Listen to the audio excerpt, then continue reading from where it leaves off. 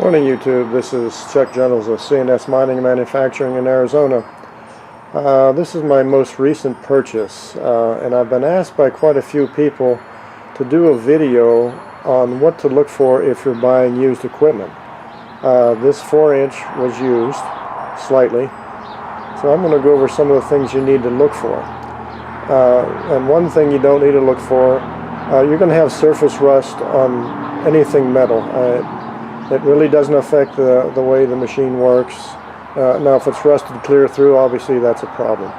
But we'll look at a few things. Let's start with the jet. The jet here is 4-inch jet, single eductor. If you look at it real close here, both clamps are good. They work. And notice, I don't know if you can see it or not, but there is some surface rust in the eductor, but it's just surface. It doesn't really affect the operation of it. And then on the hose end, this is the coupling that goes in there, and it's in great shape, not any problems. On the other end, we've got the swivel nozzle, and again, you can tell it's been in the water. It's got surface rust on the end, not a problem. The ring isn't broke. The handle works, it swivels, so that's all good. The next thing I'd like to look at is the hose. Now this hose is not a Tiger Flex. It's a pretty good hose. It's what Keen puts with their equipment now. And you get up to sizes like this 4-inch hose, and you want to check it out really well, because this runs about $8 a foot. This is a 20-foot hose. Then you got to pay shipping on it, and in my experience they won't allow you to buy less than 100 feet at most of the hose places. This hose had slight sunburning on it from the Arizona sun. You can't, I cleaned most of it off. You can see right here this white is where some of it was. So it was, again, it was just a surface thing and not a problem. So moving from that, we want to look at the riffles. As you can see, these riffles are shiny, not rusted because they have the gold anodizing on them. Don't see any rust on them. There's no dents, and that's what you want to look for here. Are there any dents in these riffles? Are they damaged in any way?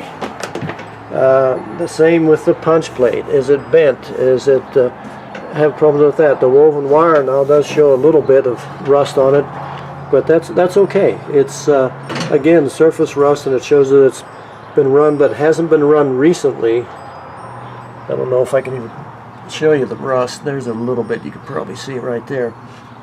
But other than that, everything looks good as far as the carpet and the punch plates and the metal on this machine. Now if you move over to the racking, this is the way the pontoons are held onto the dredge.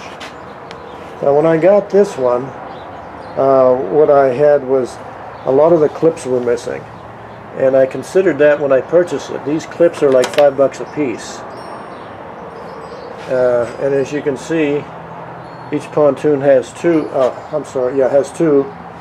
So you got 4 on a side, so you got 8 of these clips. That's something to take into consideration. You can use it as a deduction for your purchase of the dredge. Looking at the foot valve, check that. Check the flap on the foot valve. Make sure it works inside the foot valve, inside the screen. Check the hose. Now again, there's a little bit of sunburn on this hose, but it's really surface, and it's not cracking or anything. So you could probably get a little bit off for that. Here's the power hose. It goes to the jet off the motor.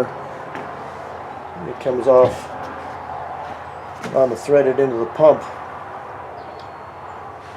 So this one had all the fittings on it too. So it's a 2-inch, and it comes off the 2-inch hose fitting on the motor here, and goes to the 2-inch on the jet. If I can get this to go over there, right there, That's where it hooks on with the clamp on the other end of this hose.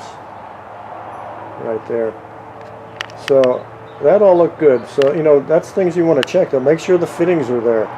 Make sure the clamps are there. Everything can be a deduction for you. Now going to the most expensive part of a dredge is the motor and pump and compressor in this case, because this is a floating dredge with air. The only thing I found on this, there's a chip out of the input from the foot valve. Not a big deal. I've got a spare that I have with me all the time anyhow, because this is a pump I use on my other dredges also. But again, it's a deduction. The threads are rusted, nothing a wire brush can't take. You know, it'll take care of that. The compressor is a different story. Compressor didn't have this fitting on it, and I had to put a new fitting in it.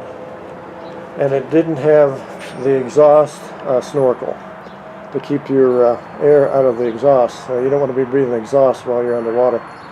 So I had to build a snorkel and a support and put a fitting in. So that all was a deduction off of this dredge. This is a GX200 Honda, 6.5 horse, in really good shape. When I went to look at it, one pull and it started. Now, yeah, the owner might have just fired it off just before I got there, but still, at least it started. The oil looked good.